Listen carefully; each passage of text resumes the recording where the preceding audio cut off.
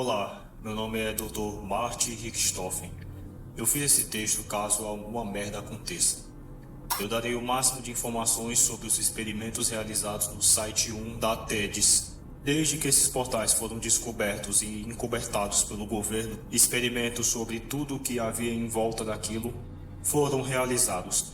Dentre todos os que foram recrutados são 3 agentes de grau 4, 2 de grau 3 e 3 de grau 2, mas também uns 5 de grau 1. De cientistas tem eu, Dr. Marty Richthofen, especializado em Química e Biologia.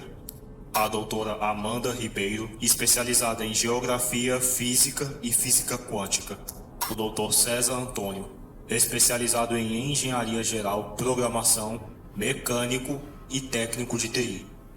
Dr. Jorge, especializado em Arqueologia, História e Religião.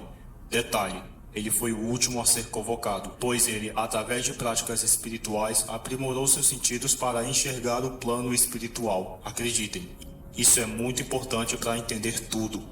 A Expedição 9, no portal T1. Dando uma descrição, o primeiro ambiente era de uma cidade abandonada e meramente destruída. Depois de 8 expedições, foi constatado que aquele lugar era um paralelo ao nosso mundo, porém sendo uma confusão organizada, vamos se dizer assim. Mas além disso já chamar muita atenção, tinha outra coisa que chamava mais atenção ainda: as criaturas. Mesmo nós, sendo cientistas de inúmeras áreas diferentes, estas criaturas eram extremamente complexas para nós. E mesmo depois de muitos estudos, não se foram encontradas nenhuma explicação para os inúmeros fenômenos sobrenaturais que estas criaturas faziam. O Dr. Jorge sugeriu que elas tinham, na verdade, poderes espirituais. Após muitos debates, nós vimos que suas ideias batiam com os eventos. E suas ideias foram aprovadas por todos os que faziam parte dos experimentos. E também da CSSB, Conselho Superior Secreto Brasileiro. Assim foram realizados experimentos que comprovaram que aquilo tudo eram eventos sobrenaturais. E assim, inúmeros avanços foram feitos. Descobrimos que aquele mundo estava preenchido por energia espiritual. A única razão encontrada para isso é que essa energia vinha das criaturas, mas nada comprovado. Após o Dr. Jorge nos dar os seus ensinamentos espirituais, entendemos que, quando um ser vivo morre, sua alma não vai para um plano, mas sim permanece neste mundo vagando sem rumo. Ele aceita a própria morte e desaparece. E a mesma, após um tempo indeterminado, volta sem suas memórias para possuir um novo corpo físico. Este processo é o que chamam de reencarnação. Porém, caso o ser tenha um vício ou dependência antes de morrer, ele permanece preso ao mundo material e, com o tempo, se transformando em uma criatura que é chamada de espírito obsessor, que se apegam a um ser humano e começam a consumir a sua energia.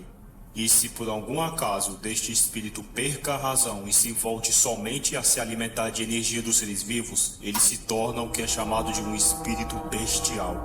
Olha, como eu posso dizer, você pode aprimorar seus sentidos para escutar, sentir e ver o mundo espiritual. E as características de um bestial são seres humanoides com parte de animal, corpo distorcido ou esguio, expressões macabras e principalmente uma influência espiritual imensa.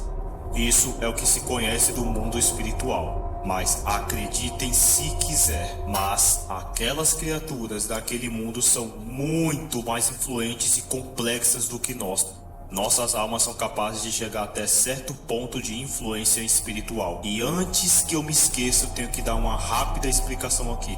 Tudo que afeta diretamente ao corpo, afeta indiretamente a nossa alma. E tudo que afeta diretamente a nossa alma, afeta indiretamente o nosso corpo.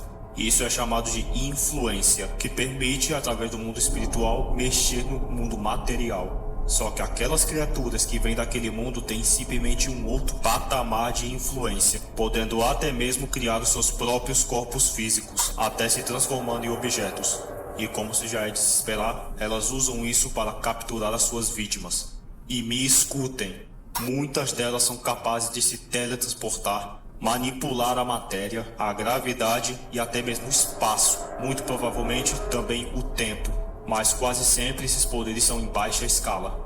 E eu acho que tem um jeito mais fácil de entender como elas são. Imagine criaturas de Backrooms, Dragon Henderson, SCP, Creepypastas, lendas urbanas. Elas são exatamente desse jeito, porém são muito reais.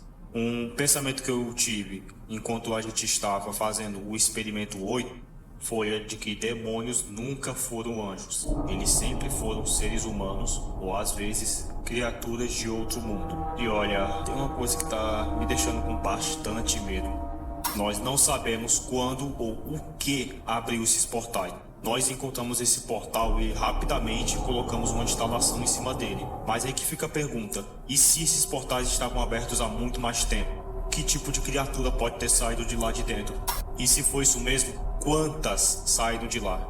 O que nós podemos fazer para contê-las? Pois cada uma das inúmeras criaturas que está atrás daquele portal tem um jeito específico para lidar com cada uma. O que me causa calafrios é pensar que pode ter mais portais desses abertos em outros cantos e a gente não sabe onde eles estão. Na Expedição 9, uma criatura possuiu o corpo de um dos agentes, o forçando a atirar nos outros.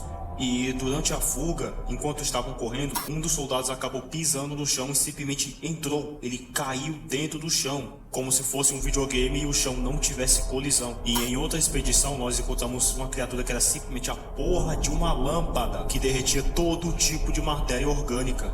E só fomos descobrir que era uma criatura após um dos agentes atirar na lâmpada e sair sangue, revelando uma criatura bizarra que simplesmente andava pelas paredes e pelos tetos. Se por algum acaso a Tidis decidir fazer merda, eu vou colocar todo esse meu depoimento online, para que todo mundo possa ver.